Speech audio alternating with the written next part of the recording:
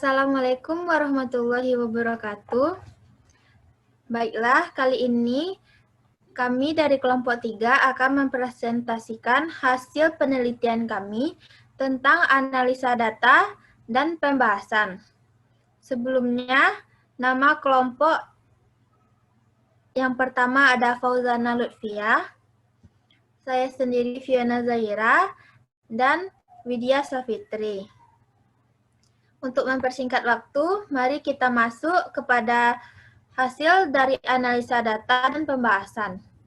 Yang pertama akan dijelaskan adalah analisa data yang dijelaskan oleh Fauzana Lutfia dan Widya Safitri.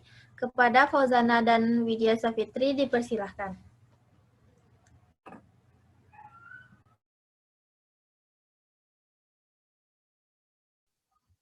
Baik, Assalamualaikum warahmatullahi wabarakatuh.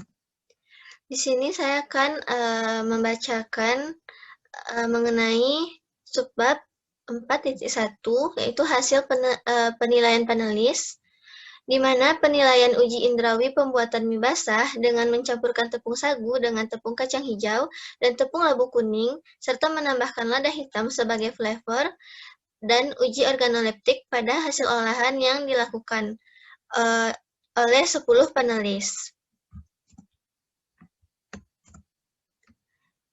Di sini dapat dilihat, di sini kami menggunakan 4 sampel. Yang pertama, 1 berbanding 1 banding 1. Yang kedua, 2 banding 1 banding 1.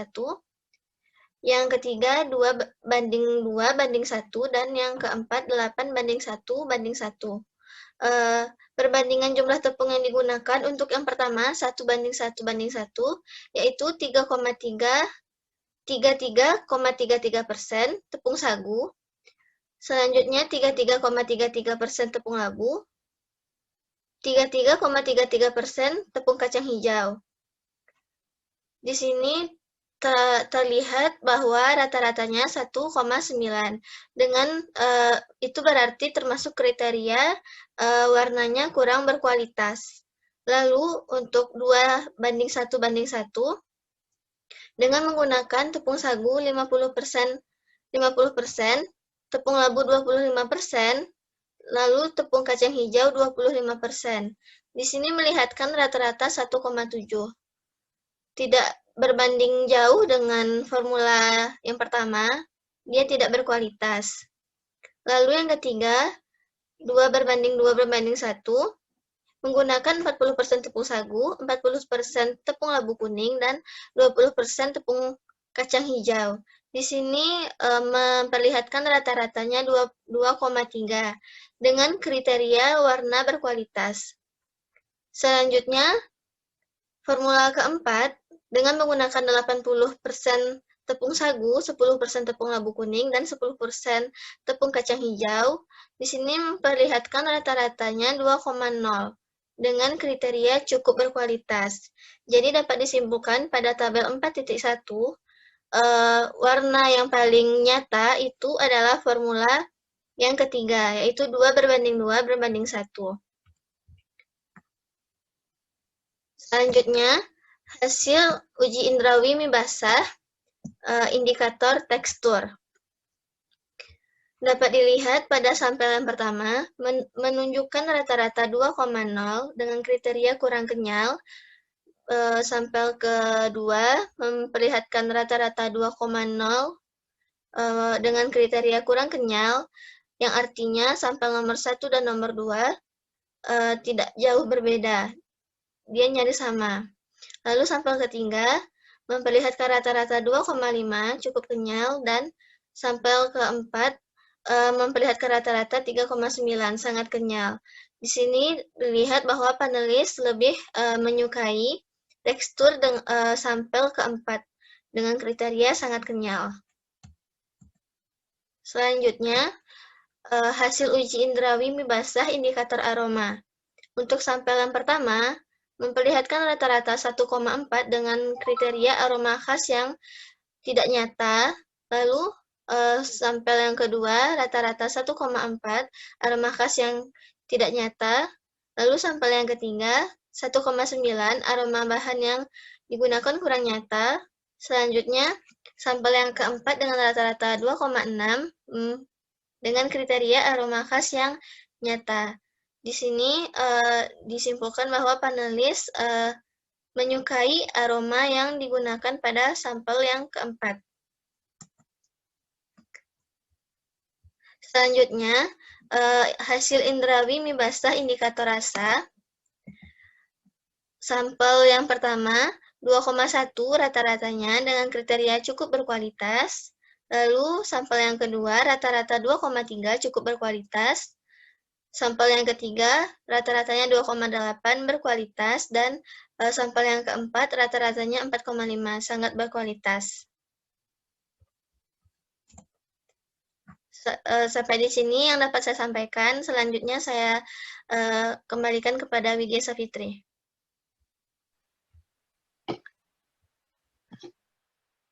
Baiklah, saya akan melanjutkan penjelasan dari Fauzana Lutfia, yaitu mengenai uji organoleptik dengan uji Kruskal-Wallis dan uji lanjut Mann-Whitney. Di sini yang pertama menguji mengenai warna.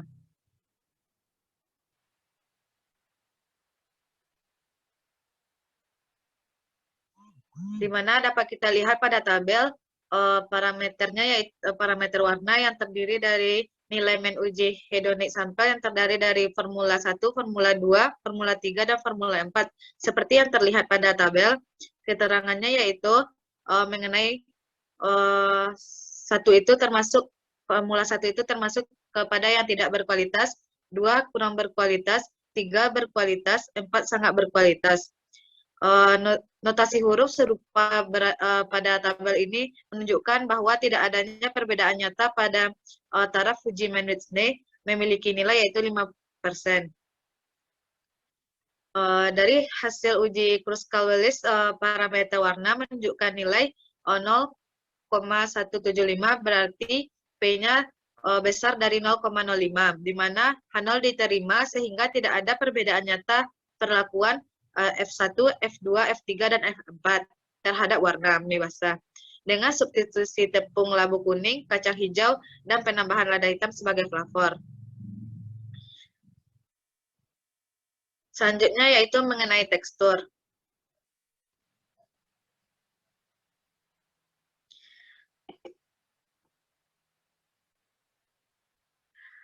Berdasarkan tabel yang telah dipampangkan, dapat kita lihat bahwa pada hasil uji Kruskal-Wallis, parameter tekstur menunjukkan P kurang dari 0,5, di mana H0 ditolak sehingga ada perbedaan nyata perlakuan F1, F2, F3, dan F4 terhadap warna mie basah dengan substitusi tepung labu kuning, kacang hijau, dan penambahan lada hitam sebagai flavor. Untuk melihat kelompok mana yang berbeda dilakukan perlakuan uji lanjut, yaitu uji Mann-Whitney. Hasil dari uji Mann-Whitney menunjukkan bahwa tingkat kesukaan tekstur mie basah dengan substitusi tepung labu kuning, kacang hijau, dan penambahan lada hitam sebagai flavor tidak berbeda nyata, di mana P lebih besar dari 0,05 pada F1 dan F2. Namun terdapat perbedaan nyata P kurang dari 0,05 pada F1 dan F3, F1 dan F4, dan F2 dan F3, serta F2 dan F4, serta F3 dan F4. Tingkat kesukaan tekstur mie basah dengan substitusi tepung labu kuning, kacang hijau, dan sebagai pelapor. Next.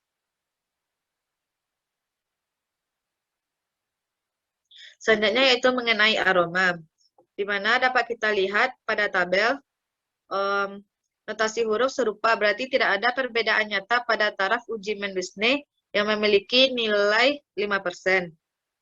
Dari hasil uji Kruskal-Wallis, parameter aroma menunjukkan di mana P kecil dari 0,05, di mana H0 ditolak, sehingga ada perbedaan nyata dari perlakuan F1, F2, F3, dan F4 terhadap warna mie basah dengan substitusi labu kuning, kacang hijau, dan penambahan lada hitam sebagai flavor.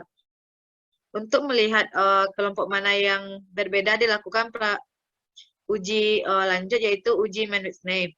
Dari hasil uji Mann-Whitney menunjukkan bahwa tingkat kesukaan tekstur mie basah dengan substitusi tepung labu kuning, kacang hijau, dan penambahan lada hitam sebagai pelapor tidak berbeda nyata, di mana di sini P besar dari 0,05 pada F1, F2, F1 dan F3, serta F2 dan F3. Namun terdapat perbedaan nyata di mana P-nya lebih kecil dari 0,05 pada F1 dan F4, F2 dan F4, serta F3 dan F4. Tingkat kesukaan tekstur mie basah dengan substitusi tepung labu kuning, kacang hijau, dan penambahan lada hitam sebagai pelapor. Selanjutnya yaitu rasa.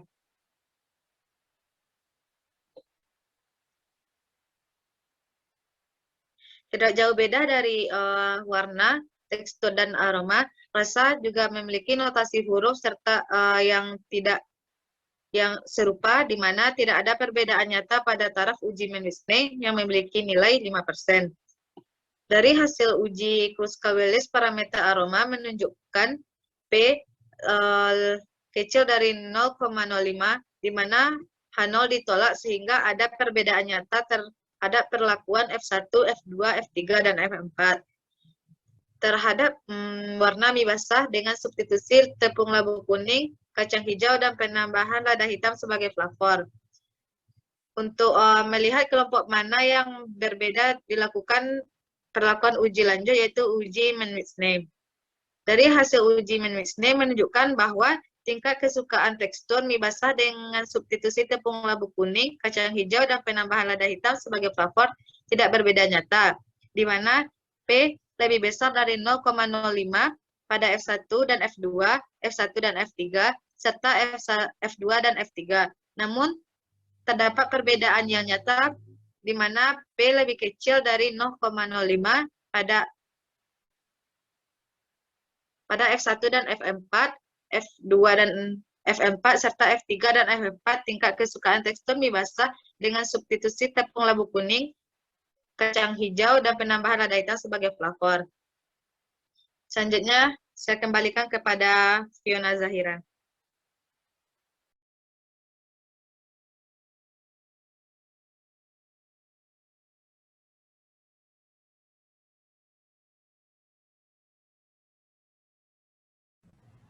Next, Via.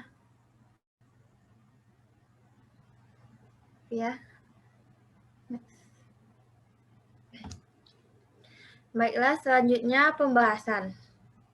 Berdasarkan uji indrawi secara keseluruhan, mie basah kontrol, mie basah dengan penambahan tepung sagu 33,33%, tepung labu kuning 33,33%, dan tepung kacang hijau 33,33% memiliki kriteria kurang berkualitas.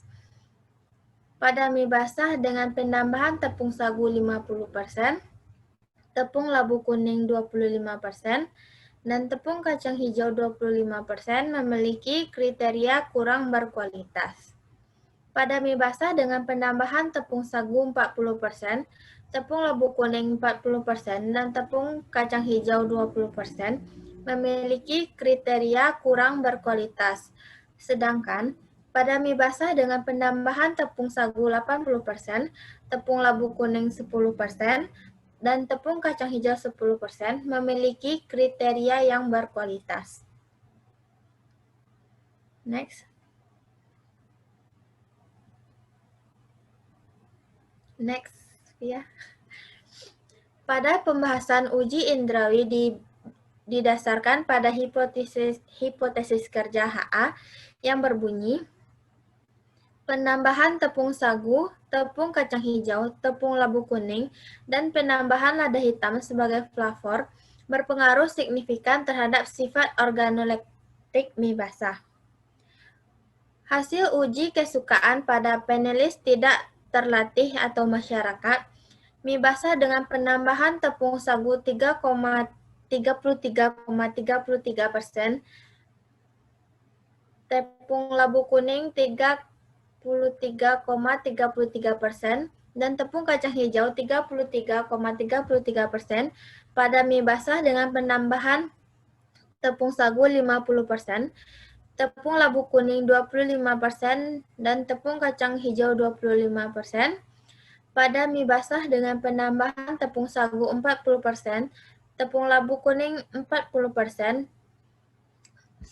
dan mie basah dengan penambahan tepung sagu 80%, tepung labu kuning 10%, tepung kacang hijau 10%, dan mie basah kontrol yang paling disukai panelis adalah formulasi 4 dengan tepung sagu 80%, tepung labu kuning 10%, dan tepung kacang hijau 10%.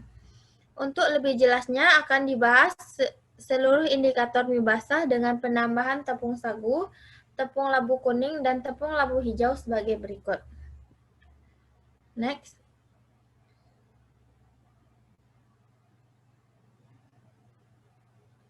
Pembahasan uji indrawi pada warna.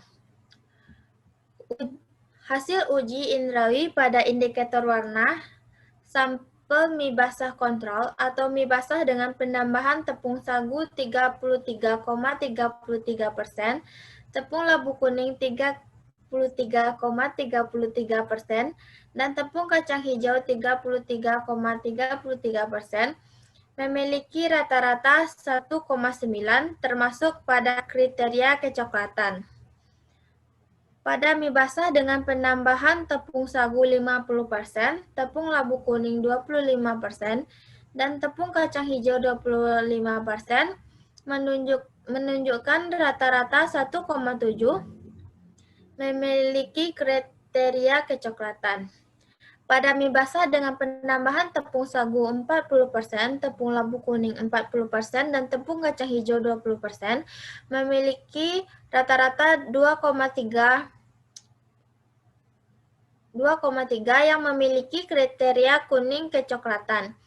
Pada mie basah dengan penambahan tepung sagu 80%, tepung labu kuning 10%, dan tepung kacang hijau 10%, dengan rata-rata 2,0 berwarna kuning kecoklatan, sehingga dapat disimpulkan semakin tinggi penambahan tepung sagu, tepung labu kuning, dan tepung kacang hijau, maka warna dari mie akan semakin gelap. Hal ini disebabkan karena tepung labu kuning dan tepung labu hijau yang memiliki warna kuning tua dan hijau. Next.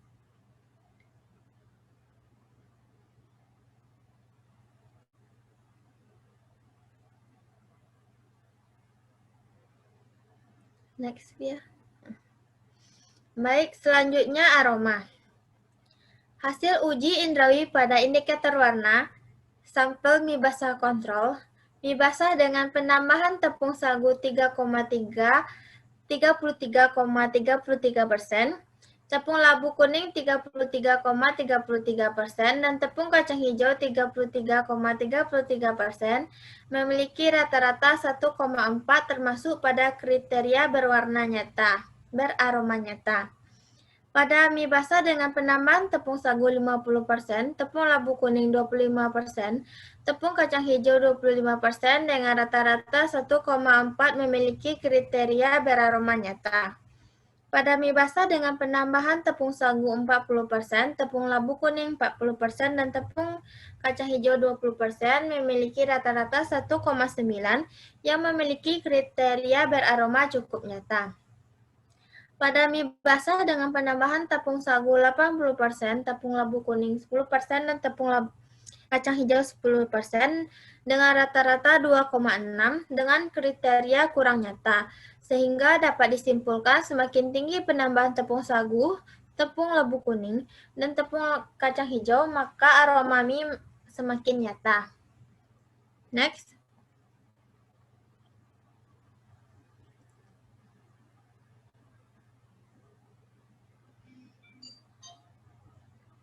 Selanjutnya tekstur. Hasil uji indrawi pada indikator warna, sampel kontrol mie basah kontrol, mie basah dengan penambahan tepung sagu 33,33%, tepung labu kuning 33,33%, dan tepung kacang hijau 33,30%, memiliki rata-rata 2,0 termasuk pada kriteria bertekstur lembek. Pada mie basah dengan penambahan tepung sagu 50%, tepung labu kuning 25%, dan tepung kacang hijau 25% dengan rata-rata 2,0 yang memiliki kriteria bertekstur lembek. Pada mie basah dengan penambahan tepung sagu 40%, tepung labu kuning 40%, dan tepung kacang hijau 20% dengan rata-rata 2,5 yang memiliki kriteria bertekstur cukup kenyal. Pada mie basah dengan penambahan tepung sagu 80%, tepung labu kuning 10%, dan tepung kacang hijau 10% dengan rata-rata 3,9 dengan kriteria sangat kenyal. Sehingga dapat disimpulkan semakin rendah penambahan tepung sagu dan tepung labu kuning serta tepung kacang hijau maka tekstur mie akan semakin kenyal. Next.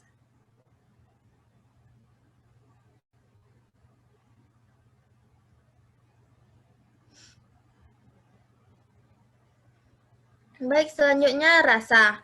Hasil uji indrawi pada indikator warna sampel mie basah kontrol mie basah dengan penambahan tepung sagu 33,33%, tepung labu kuning 33,33%, dan tepung kacang hijau 33,33% memiliki rata-rata 2,1 termasuk pada kriteria kurang enak. Pada mie basah dengan penambahan tepung sagu 50%, tepung labu kuning 25%, dan tepung kacang hijau 25%, dengan rata-rata 2,3 memiliki kriteria kurang enak. Pada mie basah dengan penambahan tepung sagu 40%, tepung labu kuning 40%, dan tepung kacang hijau 20%, dengan rata-rata 2,8 yang memiliki kriteria enak. Pada mie basah dengan penambahan tepung sagu 80%, tepung labu kuning 10%, dan tepung kacang hijau 10% dengan rata-rata 3,5 dengan kriteria sangat enak. Sehingga dapat disimpulkan semakin rendah penambahan tepung labu kuning, tepung kacang hijau, maka aroma mie akan semakin enak. Next. Baik.